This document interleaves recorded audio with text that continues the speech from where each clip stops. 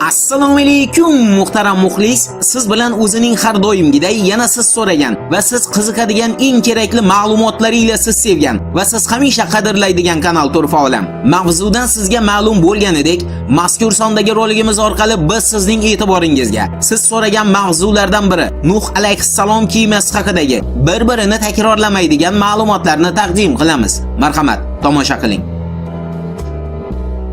1947-yilning iyun oyida Amerika Qo'shma Shtatlari harbiy havo kuchlariga qarashli bo'lgan razvedkachi samolyot Turkiya va Armaniston chegarasida joylashgan Ararat tog'i ustidan uchib o'tayotganda tog' tepasida juda ulkan noma'lum obyektni suratga oladi. Surat samolyot Amerika Qo'shma Shtatlariga yetib kelishi bilan maxfiylashtirilib, uni o'rganish ishlari boshlab yuboriladi. O'sha davr olimlarining ko'pchiligining gaplariga ko'ra bu obyekt katta suv osti kemasi yoki samolyot bo'lishi mumkin. Biroq 1947-yilgacha bunday kattalikdagi suv osti kemasini ham, samolyotni ham hech bir davlat ishlab chiqara olgan emas. 1955-yilgacha olib borilgan tadqiqotlar shuni ko'rsatadiki, Ararat tog'i ustidagi mazkur ulkan obyekt Nuh alayhissalom qurgan kemaning qoldig'idir.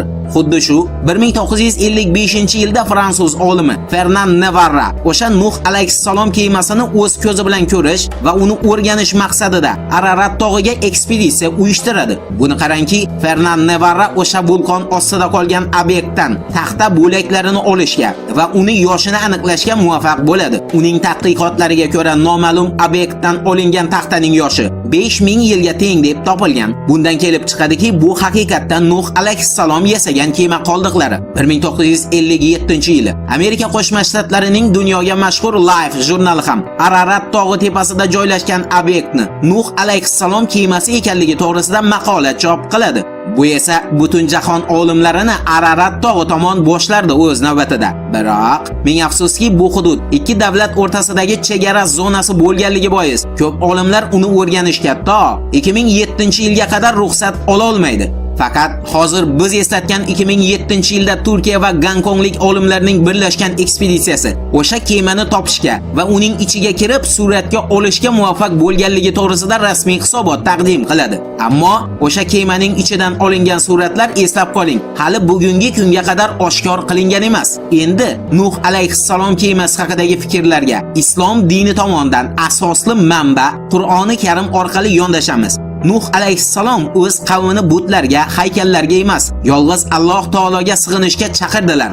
Biroq itoatsiz qavm payg'ambarning so'zlariga quloq osmadi. Aksincha, u zotni masxara qildi. Shunda Alloh taolo to'fon balosini yuborib, bu kofir qavmning barchasini suvga cho'ktirdi. Nuhga vahiy qilindi. Bizning vahiy ta'limimiz bilan bir kema yasagin hamda zolim kimsalar haqida ularga najot berishimni so'rab, menga xitob iltijo qilmagin. Ular shak shubhasiz g'arq qilinguvchilardir. Allohning hukmi bajarilib, yer yuzi nopoklardan tozalandi. Nuh alayhissalom kemalari 150 kun mobaynida suvda bo'lib, Arabiston yarim orolidagi Judi tog'ining ustida to'xtadi. Ko'pchilik islom tarixchilari mazkur to'fonni Bobil yerlarida, ya'ni hozirgi Iroq hududida sodir berganini, shuningdek, Firot va Dajla daryolari toshib, hamma yer suvga g'arq bo'lganini yozishadi. Qur'oni Karimda esa Nuh alayhissalom kemalari o'sha yerdagi baland tog' sanalmish Judi ustida to'xtagan. Aslida arab tilida al-Judi eng baland cho'qqi, yuksaklik degan ma'nolarini bildiradi.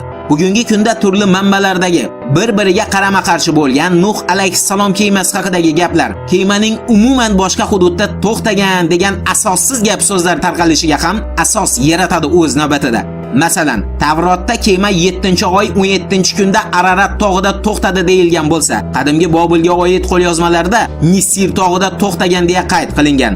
Shumerliklarning bitiklarida Nuh alayhissalom kemalari Gardian tog'i bag'rida, Assuriyaliklar qo'lyozmalarida Nizar tog'ida deb yozilgan. Yunon tarixiga oid ayrim bitiklarda esa mazkur kemaning Parnas tog'ida ekanligi qayd qilingan.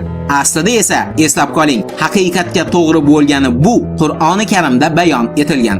Umid qilamizki, mavzu bo'yicha yetarlicha va aniq ma'lumot taqdim qila oldik. Turfa olamdan yiroqlashmang. Siz so'ragan ma'lumotlar hali oldinda.